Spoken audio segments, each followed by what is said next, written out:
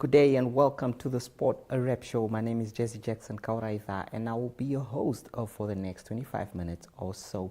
And now for the latest on the hit list.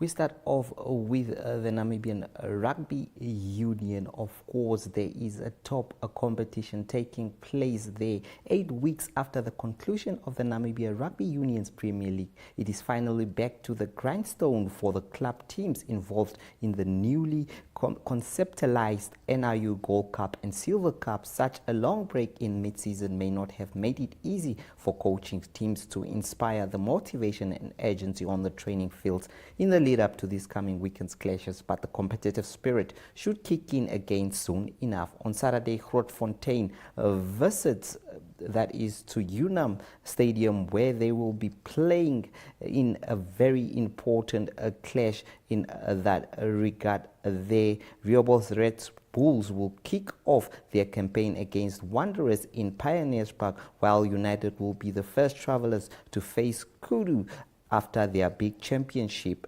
celebrations in that regard. We also have some important matches taking place in the NSSR League, of course, where the big teams are playing there. The VIS Kudu Bulls, reigning champions in the NSSR Under-19 Premier League, remain unbeaten after 4 matches. However, it's OK Foots Moria Private School, who currently lead the log, having secured maximum points all of their fixtures so far. A major showdown awaits on Saturday as VIS and Moria prepare to face off in Ocho, the home ground of the Northern Powerhouses. The encounter is expected to be a potential decider for top sport heading into the business end of the season. Let's look at also some of the fixtures there of the weekend, and as you can see there already on Saturday, we have major events such as this road cycling Pupkewitz Mega Build Tour de Windhoek Stage 3 road race on the Western Bypass, men 104 kilometers, women's 76 kilometers in the morning. Start and finish is at the C26 stop of Koperberg Pass at the end of the tar road. Stage 4 men only Centurion in central Windhoek on Saturday afternoon. We also have, that is, the endurance run walk at Uys that's taking place. The 2025 RMB Brandberg Backyard Ultra starts at 8 o'clock in the morning with start and finish area at Brandberg Rest Camp. Competitors will attempt a 6.7 loop on the hour every hour until only one remains. We also have some motorsport at the Tony Racetrack west of Windhoek. Namibia Motorsport Federations presents a circuit racing. Racing starts from 12 o'clock in the afternoon. Entrance is $80 and under 10s are free of charge. The Enduro Yellowstone Namibia Enduro Club also presents National Championship Series event from 6. And then we have some volleyball at the Data or a private school. The Commerce School Sport Region presents round 3 of its KSSR League for boys and girls under 13, under 15, under 17. Those matches will be from 8. Sponsored by Alpha Tours and Safari Entries. Entries have already closed in that one. There is also some golf at Ocho, the 2025 Nedbank for Good Series event 9 of 14. Windhoek Golf Club presents a monthly medal tournament that, while Tumeb Golf Club hosts its Build It a Better Ball. And then there's some cricket at FNB Cricket Namibia Ground Olympia T20 senior franchise there between NPL Bears versus Pupkewitz Wildcats, 9:30 in the morning there. And then we have Paratus Jets versus Evian Eagles, that's at 1400. And now then there will be the schools rugby, of course, where some attention will be at Stambridge Farmstyle, El Nathan versus Outerhouse, Windhoek Affis at 12 o'clock. And then at Ocho we have OK Maria Beer versus Samsung VHS there. And at Nachi Park, Namib Diesel versus Bay PS in Spurs Pro Ed Academy. And at a compact two-map gymnasium versus King Prize Windhoek Gymnasium. That match is at 12 o'clock. And then we have the club rugby that everyone is talking about, of course. After 8 weeks now, we have some return of this top competition. It is the Unam Field. The Gold Cup will be between FNB Unam 1 versus FNB Grootfontein 1. That match will be live broadcasted by NTV and also on 1up2.com. Unam Field Gold Cup, FNB Unam 2 versus FNB Grootfontein 2. That's at 1400 hours. We also have Wanderers Field with the Gold Cup, FNB Wanderers 1 versus FNB Rehoboth 1 at 1545. And then Wanderers Field again, Gold Cup, FNB Wanderers 2 and FNB Rehoboth 2 at 1400 hours. And then Walvis Bay there, the Gold Cup, FNB Kudus hosting Trusco United 1545, while Walvis Bay again, FNB Kudus 2 and Trusco United 2 will battle. That is at 1400 hours. And then Swakopmund Silver Cup, we have FNB Dolphins and Southern, that is 11-1. So there's a lot of matches, as well as an international match there in Sydney. Third test, Australia versus British and Irish Lions. This one is going to be an important one, as well as the Rugby Currie Cup there in Johannesburg. The Fidelity ADT Lions versus DHL Western Province 1500 hours, while Pretoria Vodacom Bulls versus Hollywood Built Sharks. There's also some matches on Sunday there with the cricket at the FNB ground. And now Javon Wilson, of course, and Brian Munango have always been sharing their luck in terms of the JSB betting segment, courtesy of In the Mix. These two always predicting some of the scores. Let us hear from them.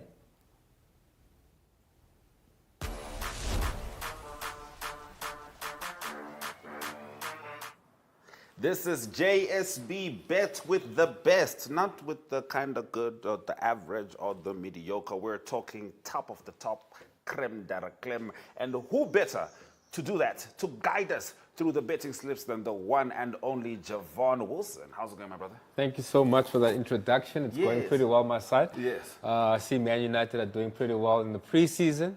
Hopefully we have lots to look forward to in the new season. Okay. And just to touch on that, JSB has something very, very exciting coming for the new season.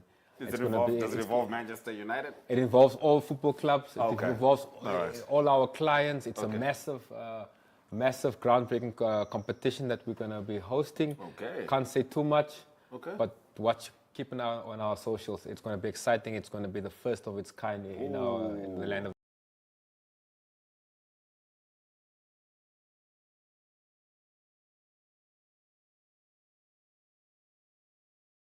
only do things big.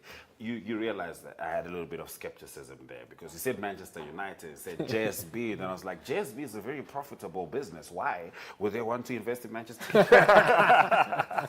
However, something that you understand more than most people do is the trajectory of how football games are going to go. Albeit, that's when your head is working. When your heart is working, it belongs to Manchester United. That's a different conversation. But in general, you know where things are going, and it'll be great to look at your betting slips right now, as well as Brian's betting slips. I'm not as knowledgeable as the gentleman, but I will be ready to disagree. Yeah, so as you know, a couple of preseason games, there's not much football at the moment. I have a six-fold there. I think it's a decent one. Studied the games. As you can see, the first game is Lask and Sturmgras. It's both teams to score there. I think that's a certainty. Same for Schalke and Hertha. That's in the second division of the Bundesliga. Club Brugge, As we know, the Belgian league have gone, I think it's the second matches for the season. They're underway already. So Club Brugge as a banker for the weekend.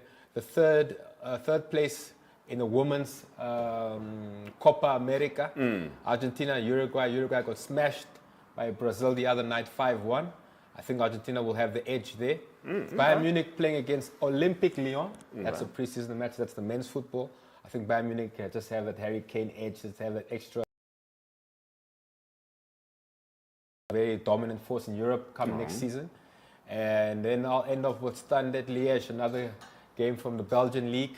Both teams to score.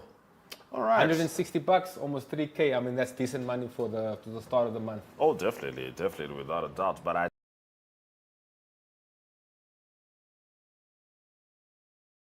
Brazil, you don't think they're gonna, do their best against Argentina? Look, I think Argentina were a bit unlucky against the match against Colombia. I think they deserve to make it to the final, as well. So we all know it's Colombia up against Brazil. I thought they were a bit unlucky there. Therefore, I would suggest Argentina being a bit stronger. All right. Okay. All right. Very interesting. Do we have Brian Slip? Let's have a look at Brian Slip. So, please take us through us. See, Brian is bankering young boys, him being one of them himself. Then he went with over 2.5 for Servette Geneva against FC Saint-Gelin.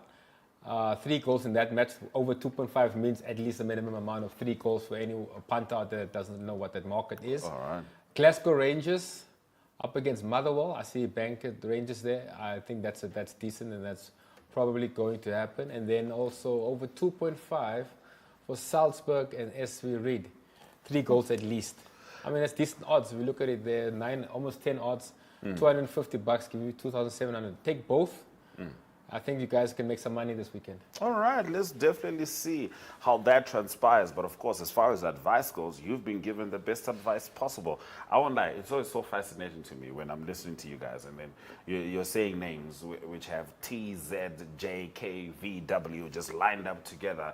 But it's really cool because it means that in order to do this competitively, you gotta pay attention to the entire football scene, Javon. Yeah, and obviously JSB Sports Betting has the full criteria, full catalog of teams available on our website. When it comes to African teams, European teams, all over the world, we have the full market available. That's why when you bet with JSB, you're betting with the best.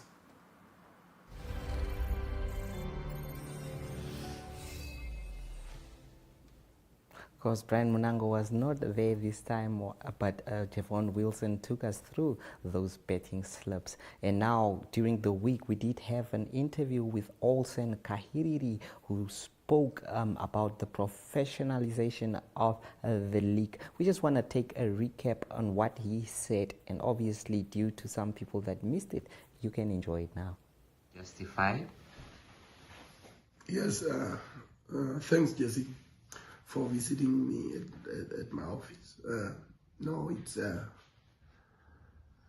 professionalization of football is what one should support, because from my personal experience, the 2 weeks that I've now been engaging with my clients, which are the players, it looks like the way even their contractual obligations are structured and are very pathetic. There's no common standard as to contractual stability. Some are registered as amateur, some are registered as professionals, and there's no standard way of how these contracts ought to be set up and all these things. And that would see us what I'm seeing from the ground now. There will be a lot of battles when the league is about to start on the basis of registrations of players, on the basis of what I've uncovered now when I'm assisting my clients in terms of them moving from clubs to clubs. And that boils up to professionalization of the game itself. Professionalization of football is long overdue. I don't know why we dismantled the Namibian Premier League and now we are starting from scratch. And every time you start from scratch, you now have to start with the drafting of the rules and all these things in order for you to move professional. Now we are in the third, if I'm not mistaken, third season with a league being played under the NFA. And the NFA not indicating as letting this league go to become an entity on itself, because NFA's duty is to regulate football. They regulate football. They cannot run football. They must be able to regulate the game. Now, I support the clubs that says we need to run professional, because the rightful heirs of the league itself ought to be the clubs in that league at that current stage. Now, if it's run by the NFA, which is not part of the clubs, it becomes awkward, because globally the league is run and owned by the clubs themselves that are in that league at that season. So the call to professionalize is long overdue, and I don't know how far the government is, because government made money available, which I believe is 50 million, to help the leagues to become professional. Now, I don't know when that would take center stage, because this is the time that these finances can be loomed into those discussions. Because you see, all the clubs are about to start the league in August. There's no indications as to when the Namibian Premier League is going to start. Are we going to start in December again, or November, or January? Because you remember the last time there was a delay, announcement of the sponsor, everything is in place or not. But these very same things are repeating themselves, because up until today, because when we speak about August starts from Friday. And we have not heard as to when the league is going to start. How does the clubs prepare and all these things? All these things are requirements of the league itself becoming professional. Because by now, the league, the teams that are in the Premier League's chairmen by now should have discussed the modalities of the league for season 2025-2026. But we don't see that, because us now will be compelled to start the league a little bit late and have double locks. I'm very shocked as to how our football is. Imagine our football times is been kicked. Football is kicked for 4 to 5 months. In a whole 7 months, there's no football. In a calendar year. Now, if you want to have proper players, they are only active 5 or 6 months, and half of the 6 months they are not active. And 98% of these contracts are up professional. On that basis, then we'll be stakeholders into this professional setup, and what we do is according to books. But now, today you engage, only some clubs behave in a professional manner, but the majority of them, they are still operating at the boots of the cars. They don't have offices, and this is a big concern. When the Premier League was here, the MPL, clubs were compelled to have offices. Nowadays, if you want to write a letter to a club, the other day I was struggling to write a letter to the club. I don't have their addresses. I don't know where I should get them, because there's an engagement that I must do with them. So this is how a quasi-administration is. So we ought to move to a professional setup. Thank you so much. Thank you.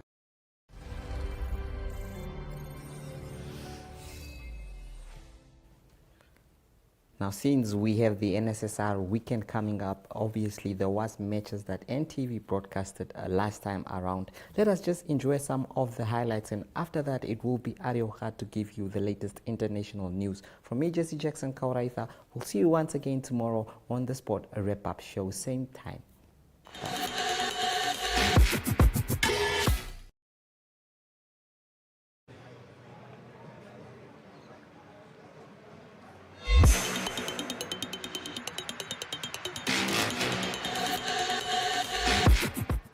NSSR Rugby Windhoek High School taking on Pro Ed at Veghop Stadium.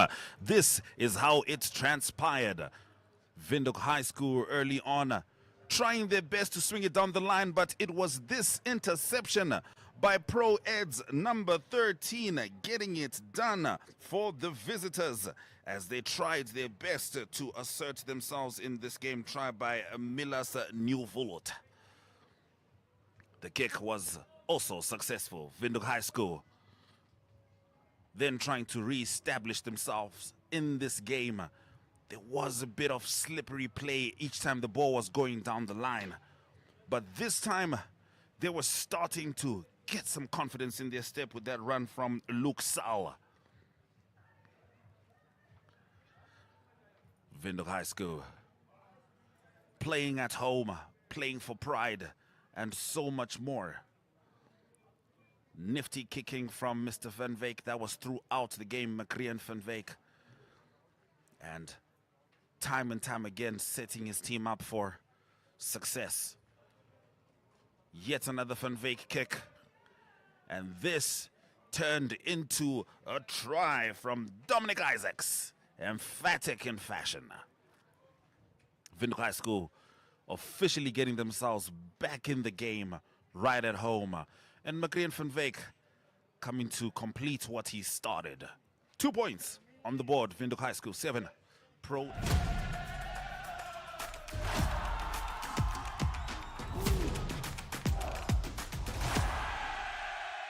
Good everyone, time for international sports news, and starting off with cycling news first. It is a Tour de France Femme that continues, and it was stage 6 that was completed, and a very dominant performance by Mauva Scuban, and she's from France, and she won in 3 hours 20 minutes and 46 seconds. She broke away with 30 minutes or 30 kilometers to go, and she won by 1 minute and 9 seconds over Juliette Labons, both of them from France. It was Kim Lecourt of Mauritius that was in 3rd position on stage 6, so she's hanging on to the yellow jersey. Kim Lecourt still leading in a combined time of 18 hours 29 minutes and 5 seconds, and she's 26 seconds ahead of Pauline Ferrat-Prevent, and lots to cycle for still. The stage 7 on Friday will be in the mountains, so difficult stage. Hopefully Kim Lecourt can hang on to the lead. Last 2 stages Saturday and Sunday. Going on to British Open golf news, it is one of the majors on the women's calendar, and the top 6 after the first round all from Japan, and it is Eri Yakayama that leads on 5 under par, and Ryu Takeda also 5 under par. Quite a few players on 4 under and 3 under par, and then it is Gino Titikul of Thailand, one of the early favourites, on 2 under par, and Nelly Korda, the world number 1, is on 2 under par. Southern African interest, it's Ashley Buhai that's 1 over par, and she's tied for 74th after the first round.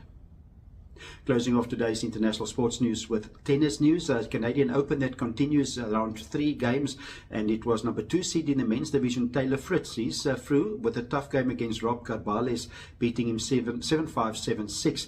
But not good news for Lorenzo Musetti. He's a number 3 seed, and he's out of the tournament, beaten by 26-seeded player from the US, Alex Mickelson, in 3 sets. In the women's side of the draw, it is Coco Gauff, the number 1 seed, also had to work hard to beat Veronika Kudermetova. She beat her 4-6, 7-5 and 6-2. And then also another high seed that's out of the tournament, that's number 4 seed, Mila Andreeva. She was beaten by McCarthy Kessler by 7-6 and 6-4. So that's international sports news for today. Hope you have a great sport day and sport weekend. We talk international sport again on Monday. Goodbye.